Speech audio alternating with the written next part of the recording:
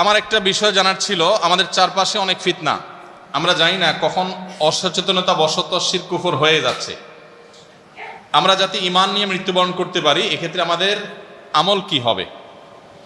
জি ভাই, অসচেতনতা বশত, অসাবধানতা বশত বা নিজের অজান্তে যদি শিরক কুফর হয়ে যায়, তাহলে সেক্ষেত্রে আল্লাহর কাছে পানাহ চাইতে হবে। নবী করিম সাল্লাল্লাহু আলাইহি ওয়াসাল্লাম একটা দোয়া শিক্ষা দিয়েছেন, আল্লাহুম্মা ইন্নী আউযু বিকা আন উশরিকা বিকা ওয়া আনা আ'লাম ওয়া আস্তাগফিরুকা লিমা লা আ'লাম। আল্লাহ, আমার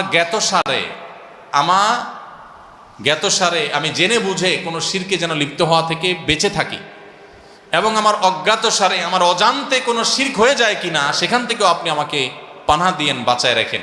এই দোয়া আল্লাহর কাছে করতে হবে। তরুণ ভাইয়েরা আমার, বিশেষ করে আপনাদেরকে বলতে চাই, সূরা কাহফে আসহাবে কাহফের যুবকদের ঘটনা ভালো করে পড়বেন। সূরা ইউসুফ আলাইহিস সালামের ঘটনা ভালো করে পড়বেন। শিরক এবং কুফর থেকে কিভাবে নিজেদেরকে রক্ষা করতে হয়, চরিত্রহীনতার যে আহ্বান পশ্চিমারা করছে, এখান থেকে নিজের চরিত্রকে কিভাবে বাঁচাইতে হয়, ইউসুফ আলাইহিস সালামের ঘটনা থেকে শিখবেন।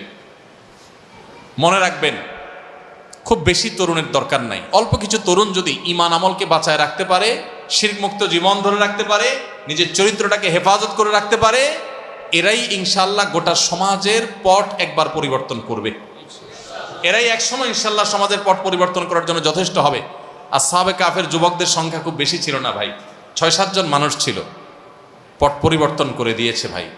অতএব যুবকরা মনে রাখবেন, আমি সবসময় বলি, চরিত্র নষ্ট করা এটার জন্য যোগ্যতা লাগে না। হারাম রিলেশন করলেন, অবৈধ সম্পর্ক করলেন, জেনা ব্যভিচারে লিপ্ত হলেন, এগুলোর জন্য যোগ্যতা লাগে না। এগুলো গরু ছাগলও পারে, অযোগ্য মানুষ, অথর্ব মানুষও পারে।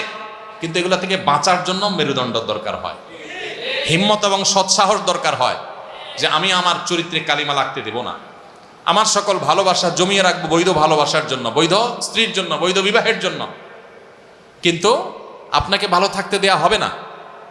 আপনাকে নাটক দেখিয়ে, সিনেমা দেখিয়ে, নোবেল পড়িয়ে, উপন্যাস পড়িয়ে, আপনাকে বই পুস্তকের মাধ্যমে, স্বাস্থ্য সুরক্ষার নামে, নানা নামে, আপনাকে গ্রুপ ওয়ার্কের নামে, গ্রুপ অ্যাসাইনমেন্ট করার নামে, বিভিন্ন নামে আপনাদেরকে শেষ করে ফেলা হবে।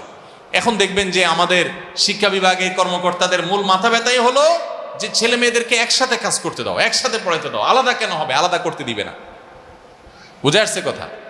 একসাথে করে ফেলার এক প্রচেষ্টা। একসাথে করলে কি লাভ হবে, কি ফায়দা হবে, একসাথে করলে কি কল্যাণটা হবে আর কি অকল্যাণ হবে, সেটা আমাদের চোখের সামনে। তো যাই হোক, এগুলো থেকে বেঁচে থাকা, শিরক কুফর থেকে এবং চরিত্রহীনতা থেকে বেঁচে থাকা, এটা হলো আমাদের জন্য সবচেয়ে বড়